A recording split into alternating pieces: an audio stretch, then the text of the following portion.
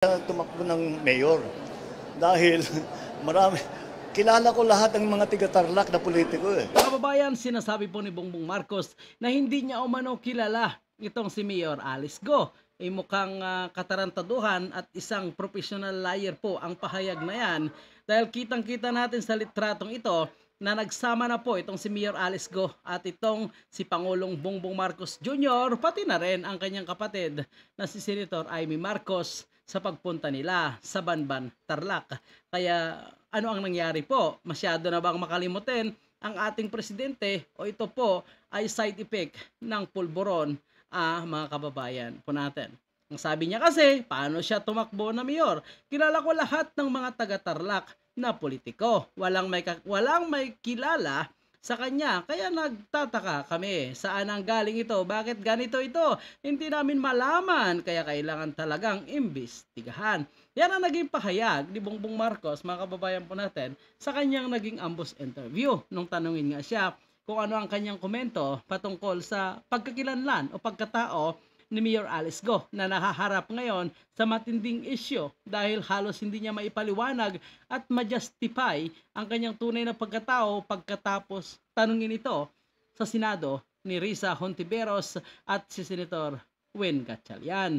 Ngunit para sa kanya, siya ay matagal nang nakatira dito sa Banban, Tarlac at ayon naman sa kanyang mga kabarangay, kakilala naman nila umano itong si Mayor Alice Go at tunay itong Pilipino kahit nakita po natin na lahing China po ito.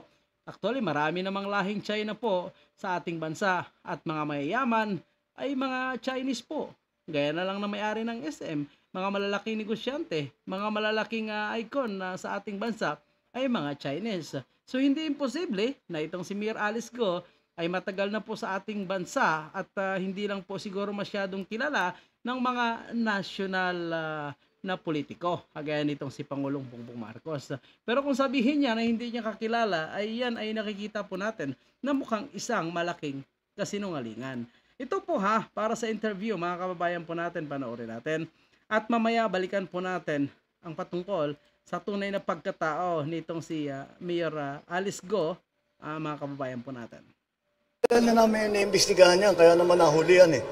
Dahil rinade natin yung sa Banban at nakita natin yan, nakita yung mga dokumento, nakine-question ngayon natin yan kung talagang totoo itong mga ito at saka paano siya tumakbo ng mayor.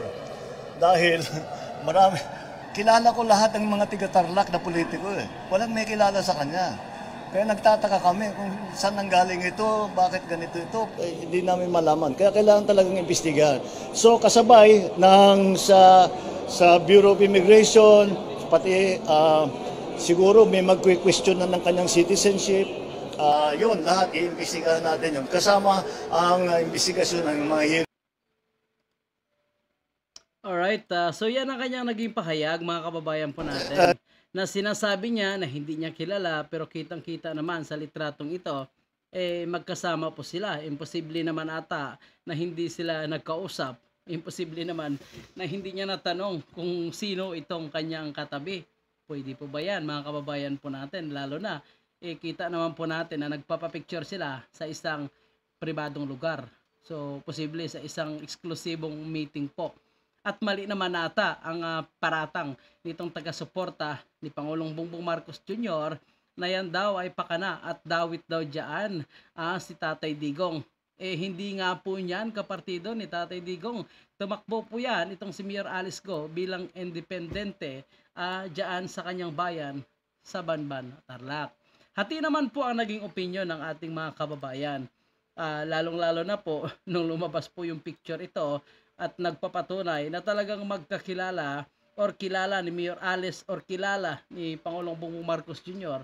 ang bawat isa. So ngayon, mga kababayan po natin, ang pagkatao naman ni Mayor Alice Go ay pinapaubaya na po natin yan sa ating otoridad. Unang-una, kung gusto talagang alamin ng ating presidente, abay may intelligence fund po, hawak ng ating gobyerno, hawak ng Pangulo ang NBI, CIDG, Department of Justice. So ano pa ba na mga ahensya ng ating gobyerno na may mandato para alamin ang tunay na pagkatao ni Mayor Alice Go. Una pa lang sa COMELEC nag-apply ito at nag-file ito ng kanyang resolution, imposible naman siguro na hindi nila ma-check yan kung ito ay tunay na Pilipino. Kaya nakapasa nga po kaya pwede nga po tumakbo dahil nakuha niya po yung requirements bilang isang Pilipino.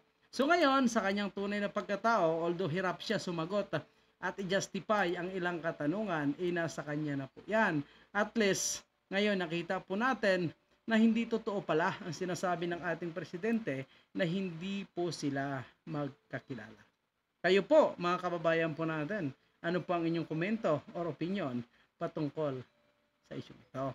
At yan lang po muna yung ating update. Maraming salamat. Huwag kalimutan mag-follow, mag-like, mag-subscribe at i-share na rin ang ating video kung inyong nagustuhan.